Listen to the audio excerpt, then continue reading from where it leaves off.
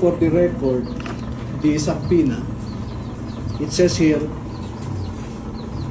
to provide relevant information on the investigation being conducted by this Bureau in relation to the deputation to conduct background investigation and verification from the Office of the Ombudsman on the joint affidavit dated 23 February 2026 of Bernard Tube et al.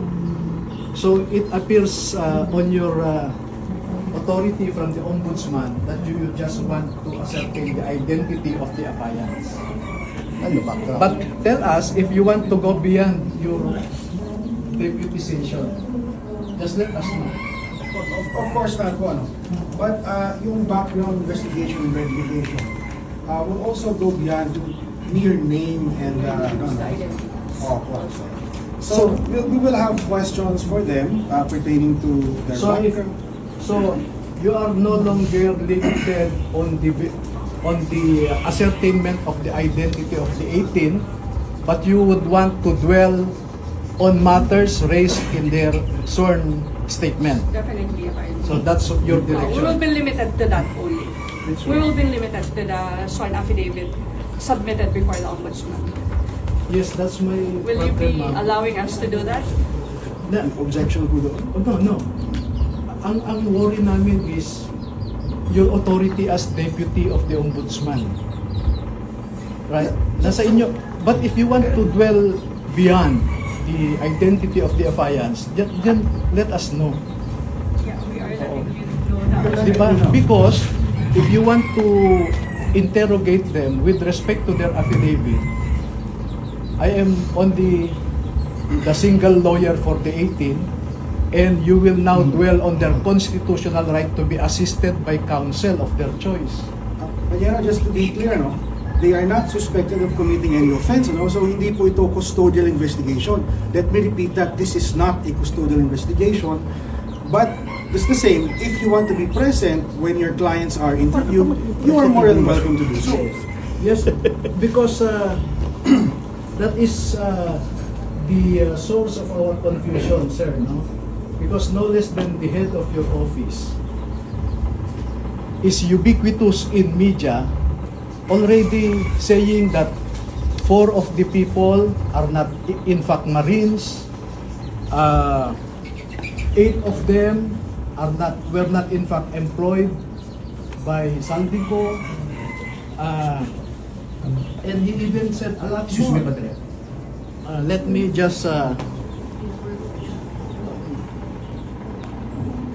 me just point this out.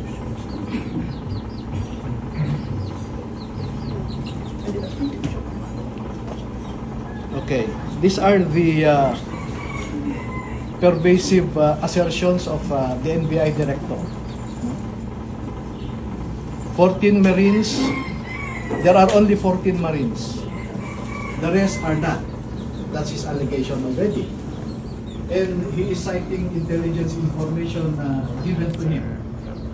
He also said there was a general belonging to class 75 of PMA who recruited this 18, and they were only employed for 2 years. But we are ready to prove that one of them had been working with Zaldico for 9 years, a lot of them for 7 years, 5 years, 3 years, no? And then he even implied something venal or something corrupt on this 18. He said, these 18 have executed their affidavit because of economic reasons. Na wala daw silang trabaho at wala silang kita, hirap sa buhay. Next, may sinabi pa siya na we verified the flight detail of airtaxi.ph, and according to the certification given to us, there was no flight to Ilocos Norte between 2023 to 2025. But the affidavit says it was in 2022. Why did he skip the 2022? So, I think the director, and I'm sure you will follow what the director is saying. Because I know, Attorney Raimundo, that you are very close to the new director. Okay? Sir, No. Let me just finish. No? So my concern as a party involved here is that you subpoenaed us to ascertain the identity of the 18. Now you are telling us you want to go beyond the identity of the affiants. So, under what authority are you trying to do that? Because you are limited by the deputation by the Ombudsman.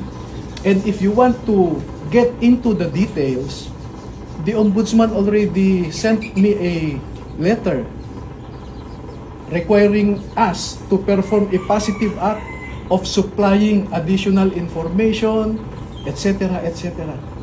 So, my worry now is, Ombudsman will conduct a factual investigation. NBI will also conduct its own factual investigation that is beyond the deputation of Ombudsman. And you know that the law fronts on two agencies investigating the same factual issue because of the danger of two agencies coming out with different results. That is what the law prohibits. So that's why, with due respect, sir, Attorney Raimundo and ma'am, no? Let us limit our exercise now to conform with your subpoena. But if you want to dwell further, send us the proper subpoena so that we can also bring the affidavit, the pictures or videos attached to that affidavit, and some other evidence that you may require. But for now, I'm afraid that we cannot provide any answer to you that is beyond the identity of the 18. Thank you po. Thank are you. you finished? Kasi let me just respond briefly. Ma'am, may I just make a manifestation so you can respond to both of us Okay. at the same time? Go ahead. Attorney Raimundo, we are here lest anyone think that we have something to hide. That's why we are refusing. Let me give you the context. We are here out of respect to the National Bureau of Investigation as an institution. Thank you, sir. Nanggaling din po ako rito, the NBI is composed of men and women of high professionalism, integrity, and probity. However, due to political appointments at the very top, nawe-weaponize at nami-misemploy ang powers ng NBI, which is a highly revered institution.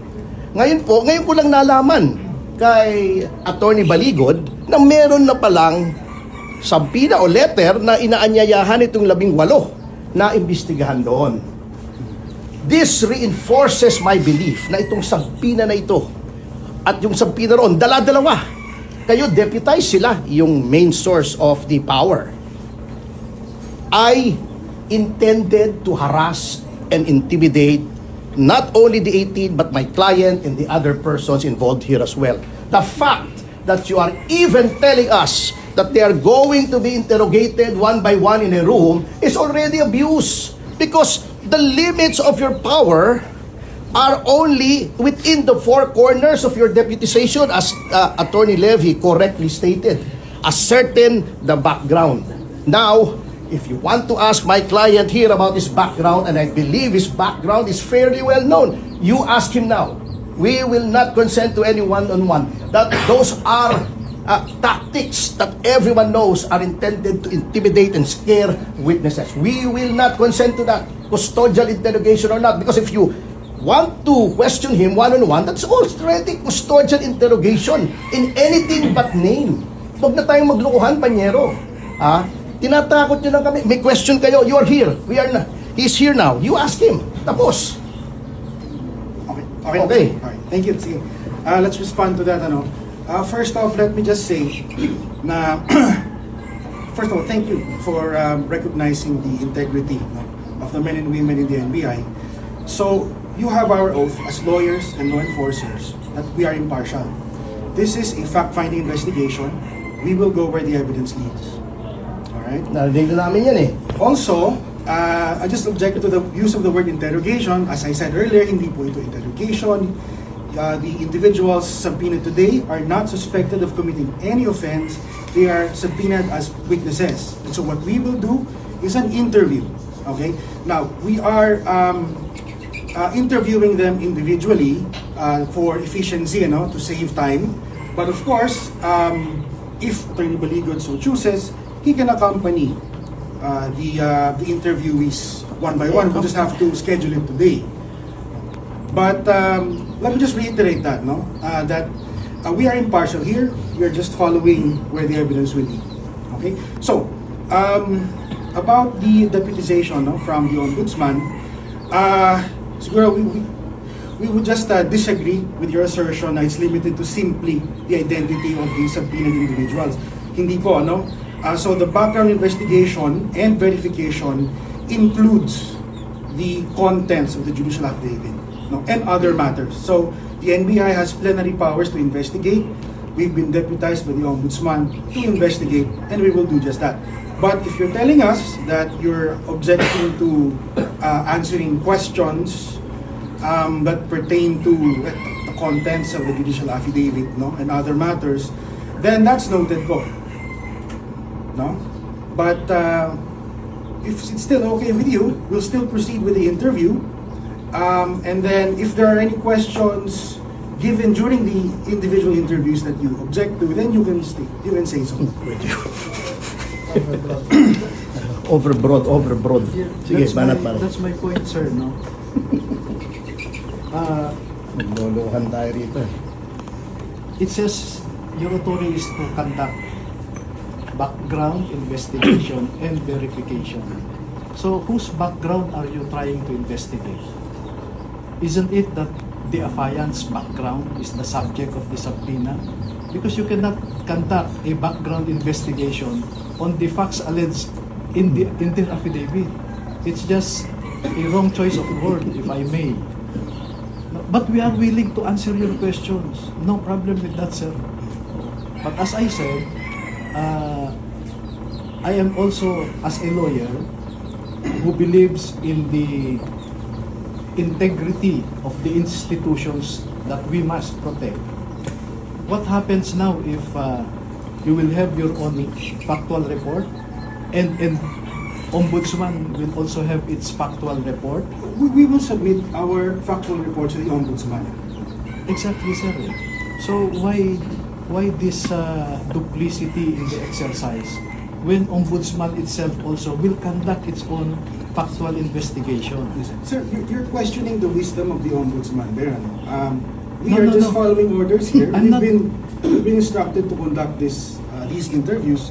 That's what No, we sir. do. I think it's too far. A conclusion that I am questioning the wisdom of the Ombudsman. What I'm just saying is, you sent us a subpoena, and we complied with your subpoena. We appeared here, believing that the purpose of the subpoena is to conduct background investigation. Had you informed us that you will dwell beyond the identity of the affiants, then we could have prepared also. Because I'm sure you will be asking, number one, where did these photos came from? Who took the photos? Where is the original of these photos stored in your computer equipment, right? Those will be your logical questions. Number two, who recruited you to execute your affidavit? Do you want to answer that now? Okay? Yeah, we are ready. No?